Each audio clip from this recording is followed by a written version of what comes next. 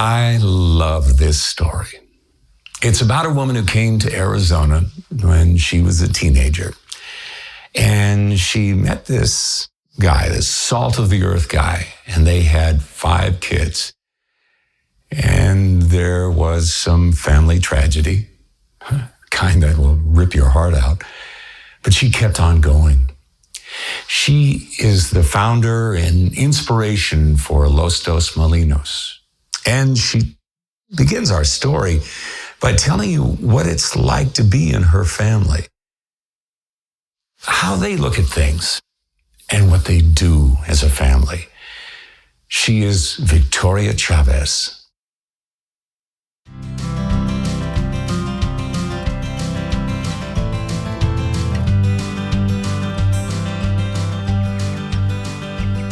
This is where I first met Vicky. You see her name carved in the stone there. Victoria Gabaldon Chavez at the family ranch, the Lazy EA. EA is for Eddie Andrew, Vicky's husband.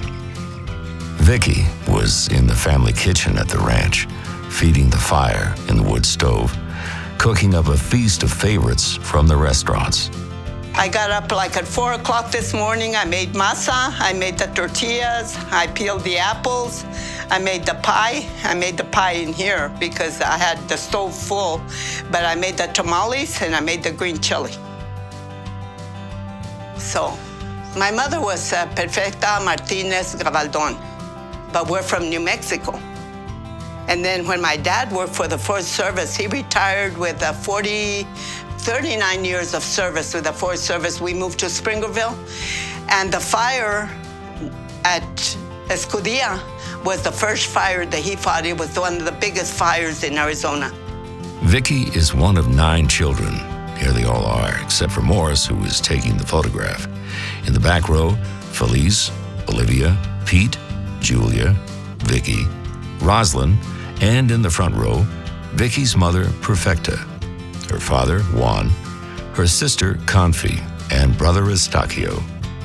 And in later years, here's Vicky's youngest brother, Morris, on the right, with her brother, Estacio, enjoying what else?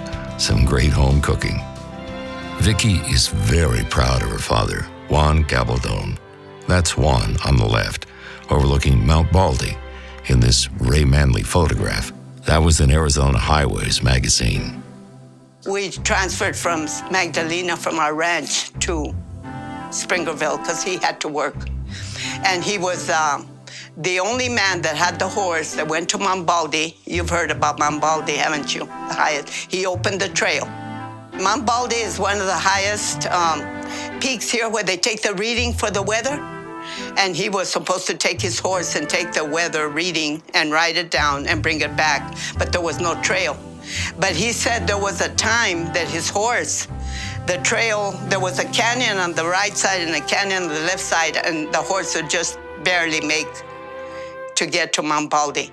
And he said he opened that trail, he cut the trees and he opened the trail. Now there's a trail. Now you can climb Mount Baldy. I climbed it years ago with the children. It took 9 hours to go and come back. And that's to go to Sheep's Crossing. We were staying at Big Lake. Now, Big Lake, as the story goes, is where the family and friends went for barbecues, get-togethers, and just to have fun during the summer months. A friend from Springerville who knew about Vicky's cooking from those get-togethers owned a motel in South Fork. And he asked Vicky and Eddie to bring their cooking to his motel for the summer. Boy, it took off. And the next thing you knew, they were thinking about opening a restaurant in Springerville. The first one was on Gutierrez Street. Eddie built it. That's what I said. Eddie built it. It was an A-frame with just 6 tables. Vicky, with some help from Eddie, ran it during the summer months and on weekends, because during the rest of the week, they had to work other jobs just to pay the bills. But this is getting ahead of the story. Finally, we got Vicky out of the kitchen to sit down and talk about coming to Arizona. I came from New Mexico. I had never been to Arizona. See, what people don't understand that I'm 80 years old. 80 years ago, when I was born, 1934, whatever, people didn't go anywhere. If you lived in a ranch, You went to school in that ranch, you had a teacher in that ranch, and you made a living in that ranch. You didn't go to a city. So I had never been to Arizona. So when my dad got a transfer, because he was working for the Forest Service, and we moved to Springerville, for me it was strange.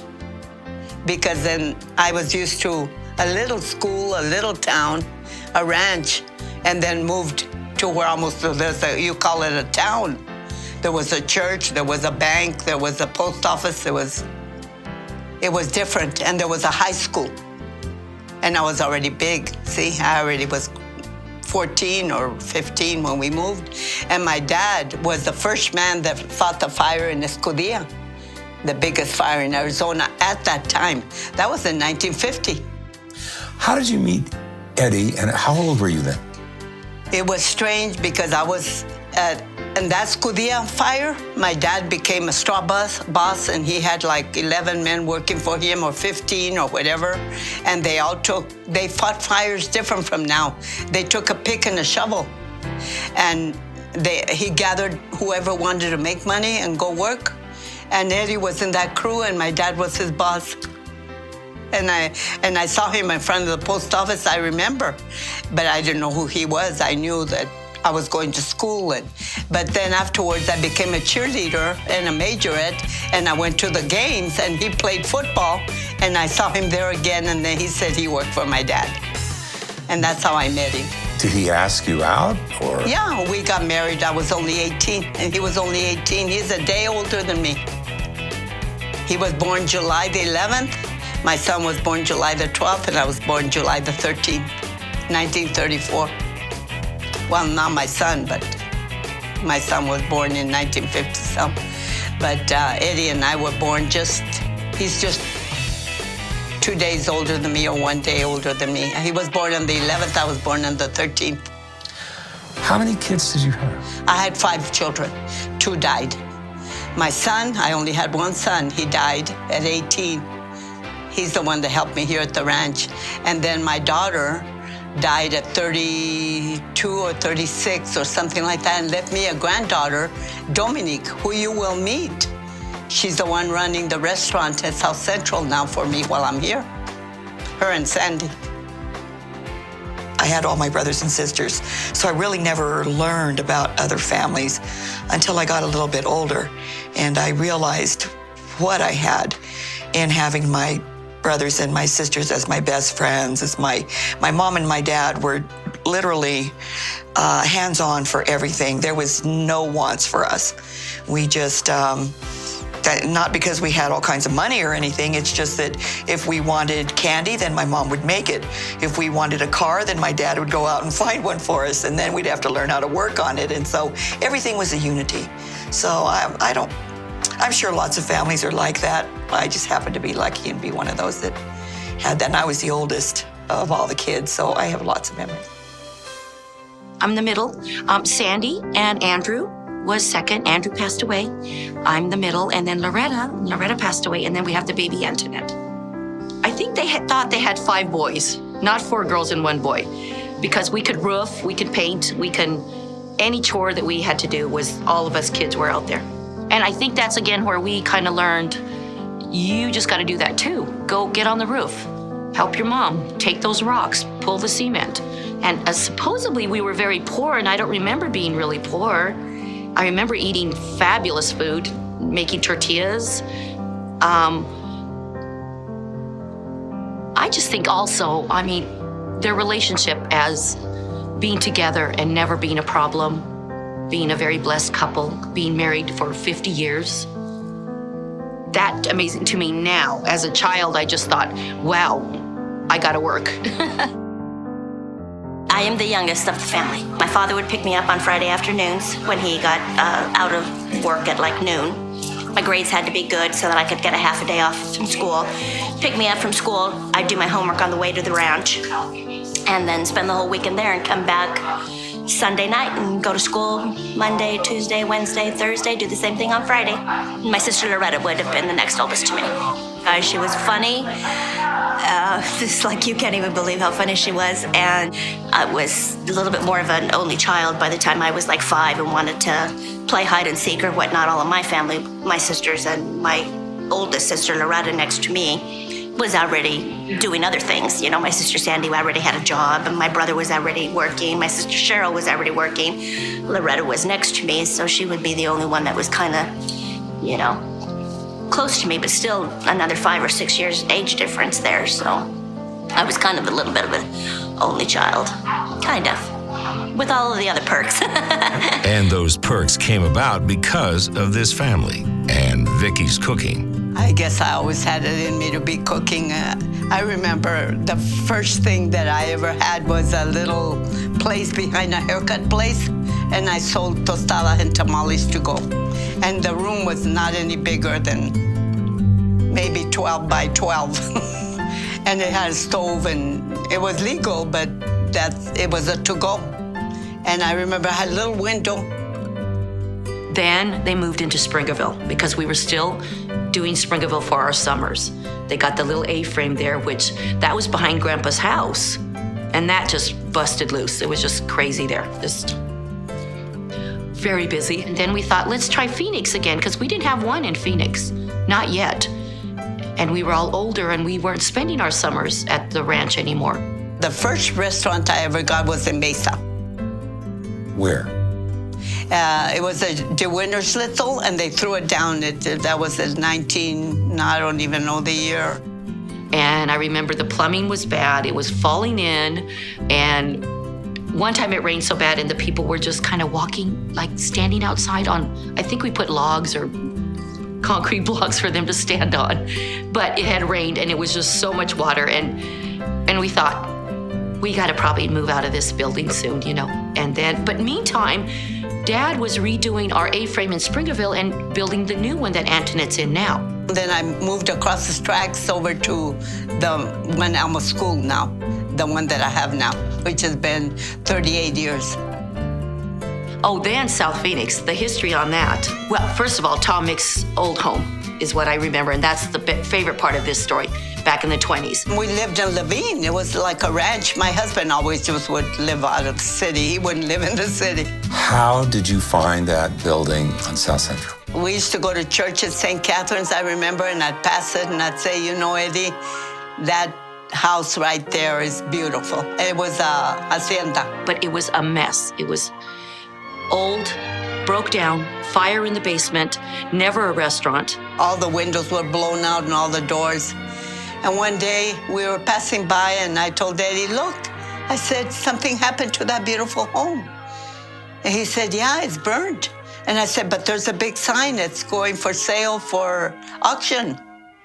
I said, how can that be? And he said, I don't know, there's a big sign, auction certain day. And so I went back to look at it and I bid. I had no money. What did you bid? Do you remember? Oh, yeah. It's embarrassing, 60,000. And I didn't have not even 10,000. But there was another man that bid more, 75,000. So he got it. It was okay with me, because where was I going to get the money anyway? 3 weeks later, I got a letter. The man didn't come up with the money, you're the next bidder. So I went to the bank and we mortgaged this ranch. And my husband was working in Flagstaff or somewhere, and I signed his name. It was the worst thing I could have ever done against him, because I never would do things, you know, without permission. And I got the money and paid off the land, and he said, okay. He said, now what are you going to do with it? It's all burnt. And I said, well, I guess I'll clean it. And he said, well, I'll help you. He said, you always wanted a restaurant. And that's my restaurant, our restaurant. He gave it to me. He said, there's your restaurant. But that restaurant did so well that you paid off everything. Yeah, I paid it off in 6 months. I just would work night and day. I'm not kidding you. I would work 24 hours. I used to sleep on the booth on the thing. I used to fall asleep there and get up from there, put my beans, start my masa, do everything old-fashioned way. I had few items, you know. And I had a line out the door.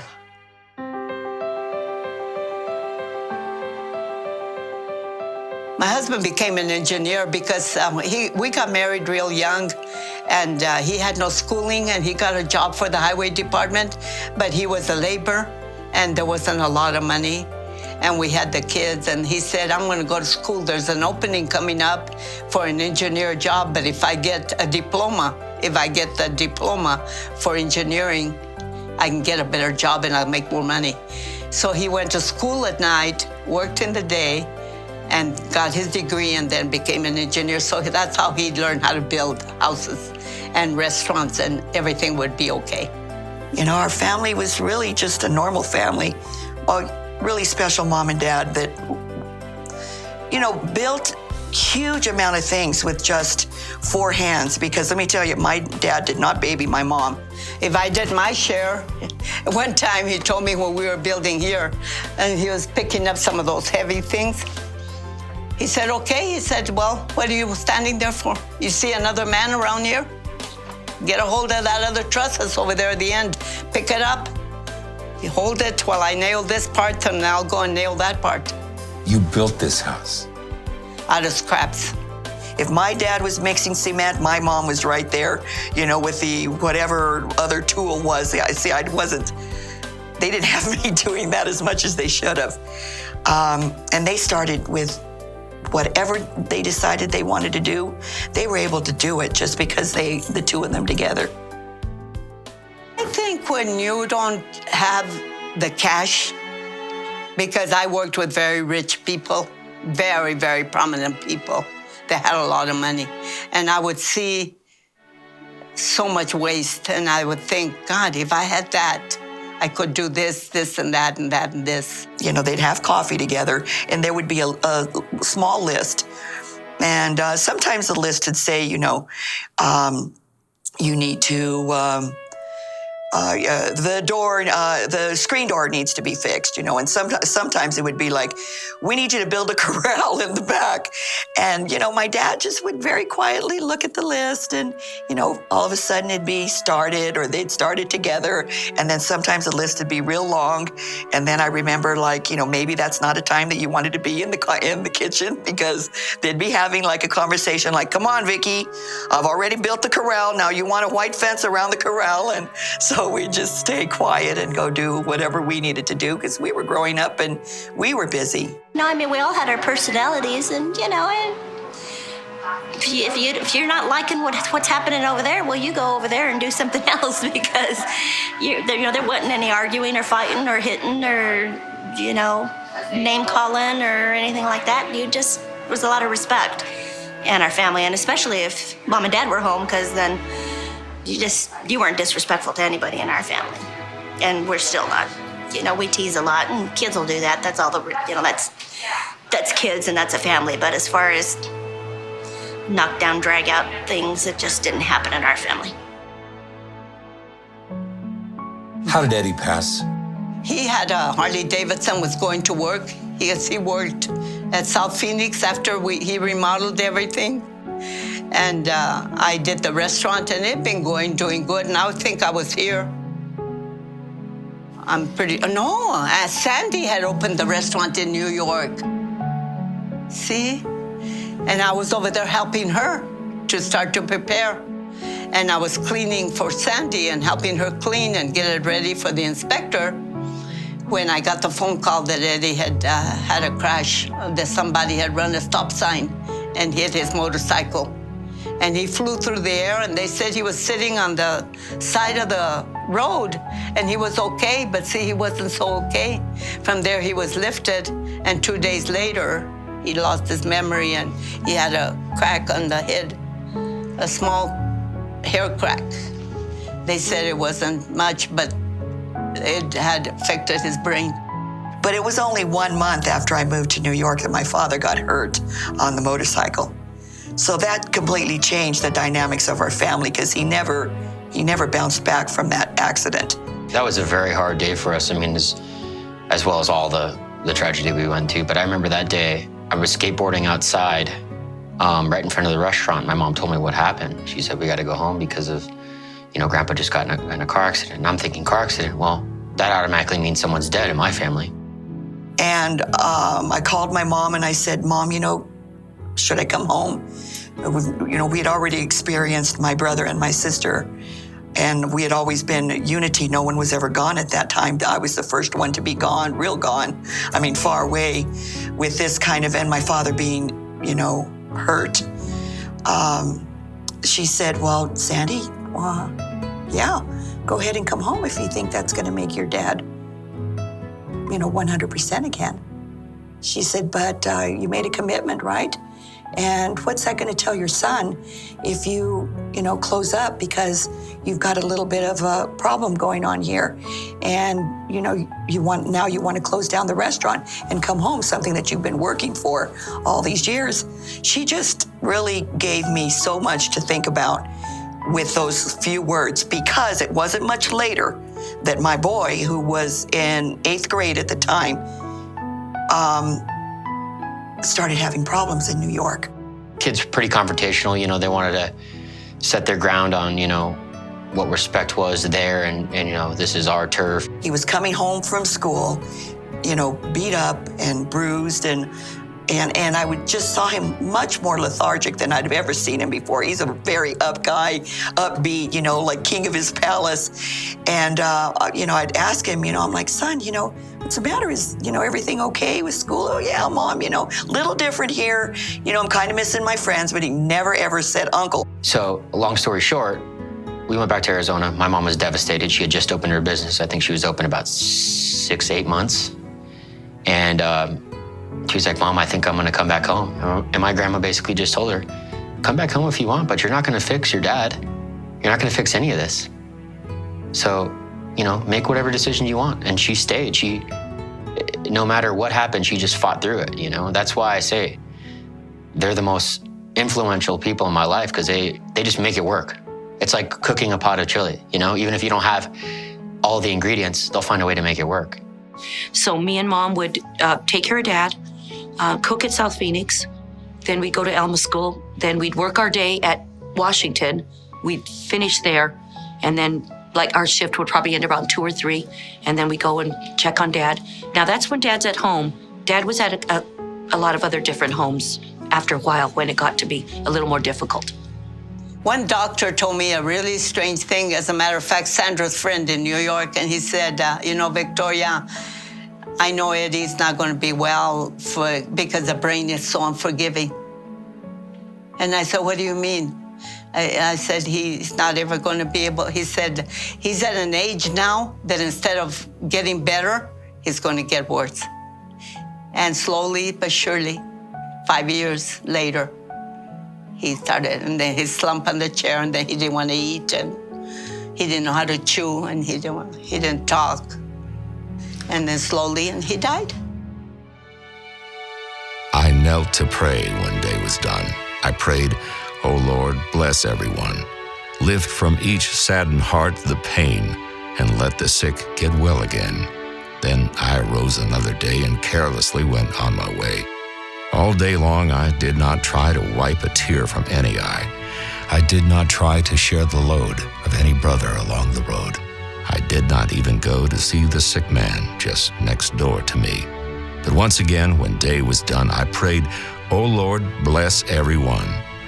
But as I prayed, into my ear there came a voice that whispered clear, "Pause, hypocrite, before you pray.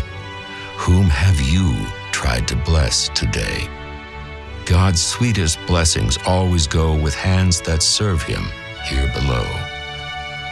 Then I hid my face and cried, "Forgive me, Lord, for I have lied. Let me but live another day, and I will live the way I pray."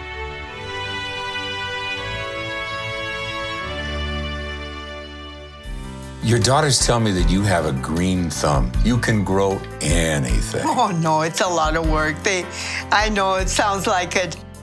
because I even have seeds from my mother. We were admiring the flowers, the seed that she gave me. And I made her grow after all those years. But it's a lot of work. You have to carry, tend the dirt, trim the manure, be there every morning. You have to get up. You have to work. And that's what I tell them. It's all about work. I said, it's not magic. Nothing is magic, I said.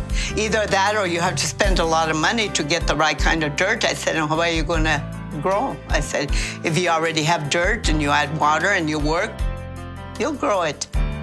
But I said, you won't grow it out of just putting money into it. Money. I said, I have an orchard now. I'm going to show you the apples. We've had them for about 30 years ago. I put the trees now. They're great big trees. And I put more trees this year because I want to put cherries and apricot and, but they'll grow. I told the girls, I may not see them, but you will. And they said, well, how will we see them? I said, because you have to take care of them. I said, you have to baby them. You have to talk to them. I said, you have to go down there and you have to dig and you have to give them water. And they laugh. But it's just fun. But the apple trees grew that I put like 20, 30 years ago, and they were just little sticks. 98 cents I paid for each one. And I brought them and put them here. But we would come every weekend, every other weekend, Eddie and I, not water. And they grew. And now they're giving apples, my gosh. How do you begin your day, your morning? You have a place where you pray out here? Yeah, that's my nicho. Yeah, I call it my nicho. It's when my son died, that he was helping me here with the ranch, and he died. That's when I lost the sight of the eye. I did have like a stroke, and I didn't know it because I didn't go to the doctor. But I stayed here, but I'd have pain, a lot of pain. But Eddie built me that, and I said, I want the Blessed Virgin Mary, and I want the Sagrado Corazon, and I want San Francisco to take care of the ranch. He's the lover of birds and animals. And so I'd go out there and I'd pray. And when I went back to Phoenix, I went to my doctor, and he said, you had a stroke of some kind. He said, you lost the vision in that eye. He said, and the left arm is not very strong, he said, or your left leg. He said, you're going to have to take therapy and try to get strong again.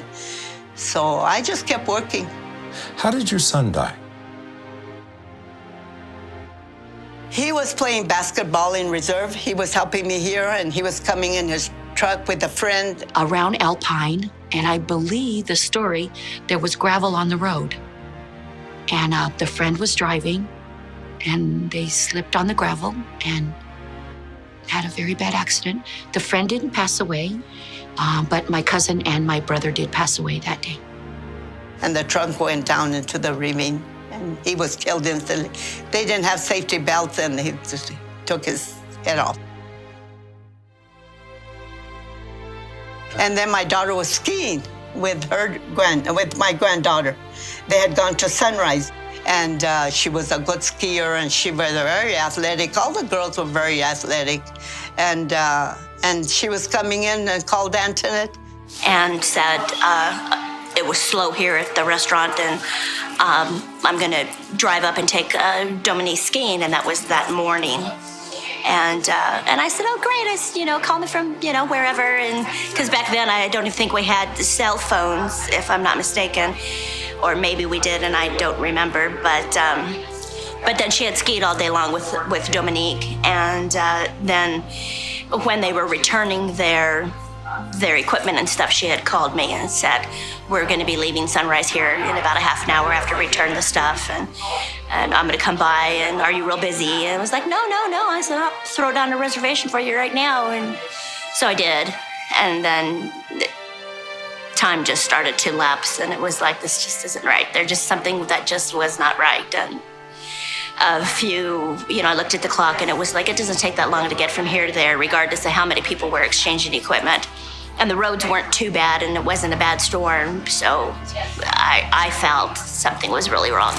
And then about another half an hour later, the hospital called, and Dominique was looking for her grandpa. which is my father. And I had to tell my dad, you have to go to the hospital. Loretta and Dominique have been in an accident, and he went to a hospital, and I very aggressively, and I'm sure several people in Springerville that day remember the fact that I threw everybody out. It was like, my sister's in the hospital, everybody just hightail it out of here.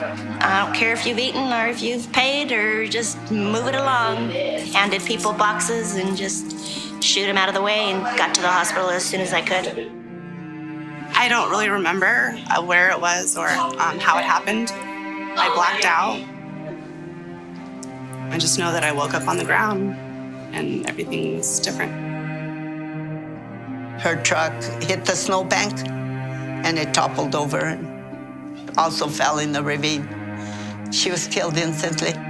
When you lose a brother and a sister, and you just have each other to cling back onto, that's how you just cling to each other after that, and you take care of it. What possessed you to open a restaurant in New York City? I always liked the city. Saks used to send me, to New York a lot, and I always wanted to live there. That was just felt unreachable for me, though, because I was such a family person, and I just didn't see how that could ever be me in New York City for living there.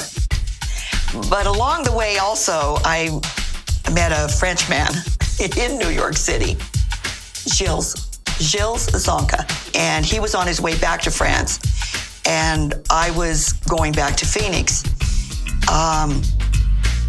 Went to France to do the service. He was in the service, and when he finished that, he came directly to Arizona, and we got married. Jill's being from New York, or living in New York for a while, and me loving New York so much, and us visiting. We used to go to France every summer to visit Jill's father and mother. So we'd always stop in New York and then go to Nancy. That's the area that we would visit. And one summer, oh my gosh, one summer we were on our way to Nancy, and we're going to go get Yankee tickets.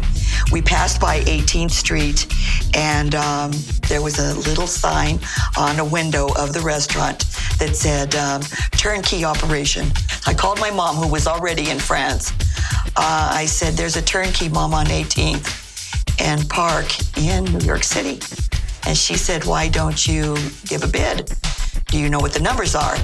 And so I did a little bit of investigating. I talked to some of my friends that lived in New York, and they told me what properties were going for. I gave a bid. We rented a hotel there. Within 3 days, I had a restaurant in New York City. How did you come up with the money for that restaurant? Well, I had Drew's college fund. All of us are big savers. We learned how to save from day one. So I had a lot of money saved from working at the bank, my IRAs and stuff that I had with them, Drew's college fund, and they were desperate. He was desperate to get out. What got me, what happened with that was the monthly payment. That's where I needed to learn how to, okay, you're in New York City now, girl. This is a whole other ballgame.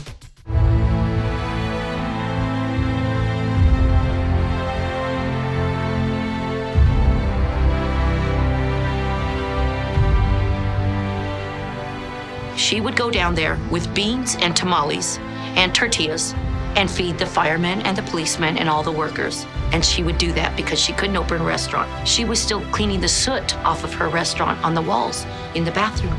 She was that close. 9/11, the city had changed so much. I was already gone. It was more like 11 and a half years. I was already gone that amount of time. I had seen my little kids, as I call Drew's, my nephews and nieces, my kids also, because I took care of them a lot. They were already, like adults, young adults. And I just thought, if I do this another 10, 12 years, I'm not going to get to see my mom. She's going to get, I would still be in New York because I've only been home for 2 years. So I couldn't do it. I just, and when Eric gave me the price, which would have been $18,500 a month, that's $18,500 a month just for rent. I said, no, Eric, you just wrote my ticket home. And so I came home, and I'm very happy being home. But I love the city. I love it there. It was a great restaurant. It was a Los Dos. It's typical Los Dos if you've ever been. South Phoenix restaurant, Springerville restaurant, which you just left. Camelback, which we just built. Since I've been back, Drew opened the Camelback store. We did that together. That same lively, just family, nothing. I had to hire New Yorkers, obviously, because that's all that was there. And I used to tell them, New York City stays outside, Phoenix, Arizona comes inside. And they all were really grateful with that because they learned what it was to just let their hair down, not have to have any facade whatsoever. There had to be manners, there had to be please and thank you, and it was just a fun time. Where did you learn all that please and thank you business? Oh my gosh, my mom and dad, there was manners in our house. There was hard work and manners, and there was a lot of respect between us, no abuse. We were never, ever allowed to talk back. And dinner was, everybody helped in for dinner. And my father, you could tell the clock with my father. I knew it was 4:20 because my father would walk through the door. So we'd all be getting ready for dinner because dinner would be about 4:45, 5 o'clock, depending on when my dad would sit down. Well, for some reason or another, this particular time, we were maybe all just a little bit, not in time for dinner. So my dad was sitting there for dinner, and we're rolling tortillas, and I think my mom was rolling, and I'm taking care of them. And my dad's sitting there, and he's got his plate and everything, and we're passing the tortillas, giving them to everybody, and he doesn't start to eat. And he says, I'm waiting for my fork. And I'm doing tortillas. I'm like, Dad, are you kidding me? You can't get up and get your own fork? And as soon as I said, you can't get up and get your own fork, I knew I had said the wrong thing because I never forgot to get his fork again. And I was the first one to get his fork, and I'll get everybody's fork. I'll get you a fork. You want a fork right now? And when it's time to eat, you'll get your forks. Because, we just didn't do that. We never said anything like that to our parents.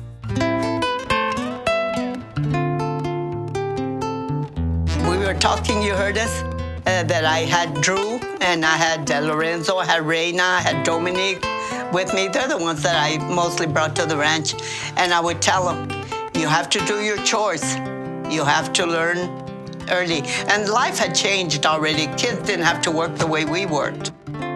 There was no, make your own food, or if you want to eat, grow your own food. It was a little bit nicer, a little bit better, but because they played a lot. They were kids. They had, it was a different life.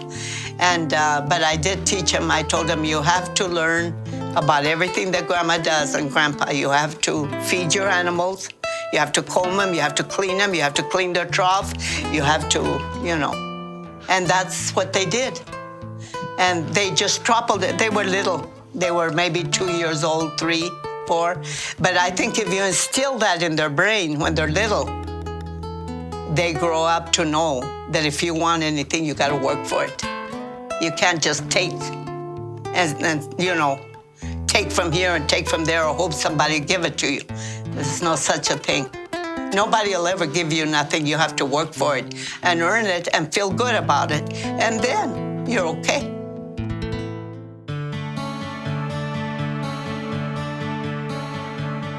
Our way of living, our way of getting along, our way of,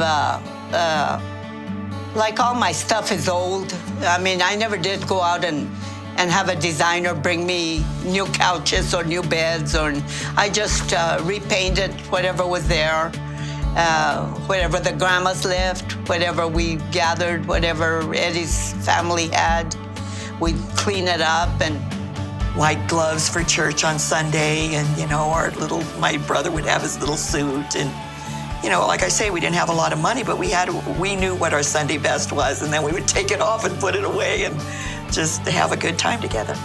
Sandy's my oldest, and she could tell you stories where she had to work. She had to go to the fields and work and earn a little money, maybe 40 cents an hour or whatever. And, but it was a different life already, you know, like if she wanted a car, her dad would tell her, you know, I'll pay the insurance. If you pay the payment, you have to work. And then one learns from another one. That's one thing about having children. I learned if you have 4 or 5 children or whatever you have, or one, if you teach them, even if you have money, even if you are wealthy, but if you teach them how to take care of that money and that it's important to be honest, they learn.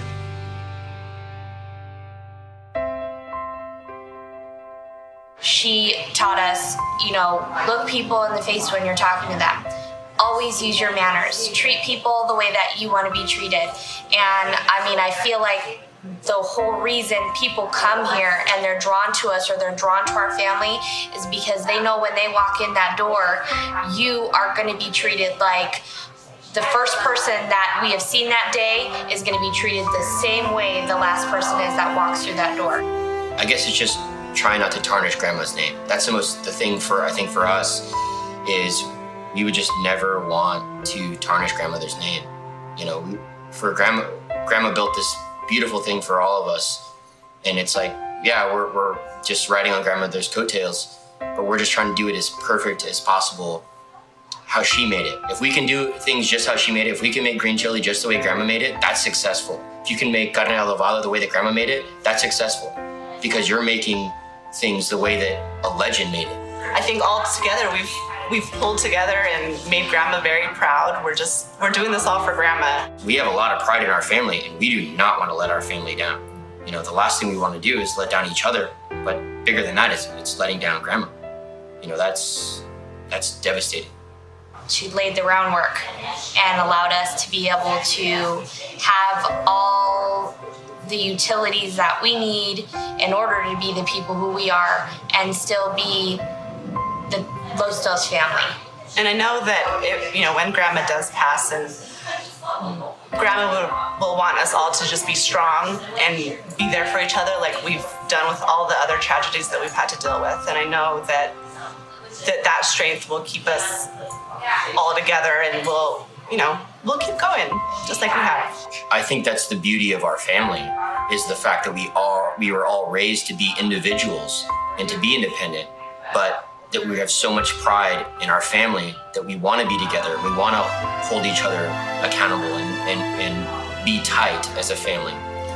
I mean, the way my grandma grew up is we're obviously in a new world, but she taught us everything traditional. We have so much respect for each other, and we're like that with our customers as well. We're like that with Grandma. We don't change anything because we respect our grandmother and her wishes. And moving forward with what Los Dos Molinos really can be, I think that the sky is really the limit.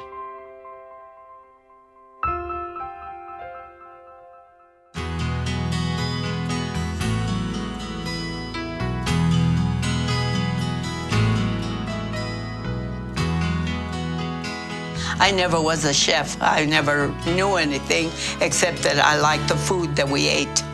I said, and I made the food for the kids, and all the time that I was married for 40 years. I said, I cooked at home everything. I said, my husband would not eat a loaf of bread from the store unless he was real hungry. And I'd have to make tortillas and sopapillas or bread or whatever, and make beans and make chili and grow a garden. It's just same as here, you know. Now it's different for me because the years passed, you know. The restaurants made money. All my kids are in the restaurant business now. They all have kids. They drive good cars. They're not hungry, but they work. We're very blessed, and you never know when, again, my mom, un día a la vez. It's one day at a time, because you never know what'll happen. My brother and my sister were gone instantly. And it's very important to love all those people around you and say, I love you every day, and praise God and praise your mother. And that's what we do. We sit around, we laugh, we sing, we dance, we play records. Like Drew now, I think he brought me a whole bunch of music. Probably wouldn't have time to give it to me because he brought me a whole bunch the last time. But I have all the records of that when they were little, and I teach them to sing, like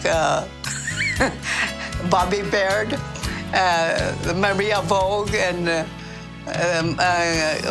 what was that? The caverns, the Lost in Miller's Cave, and they were little.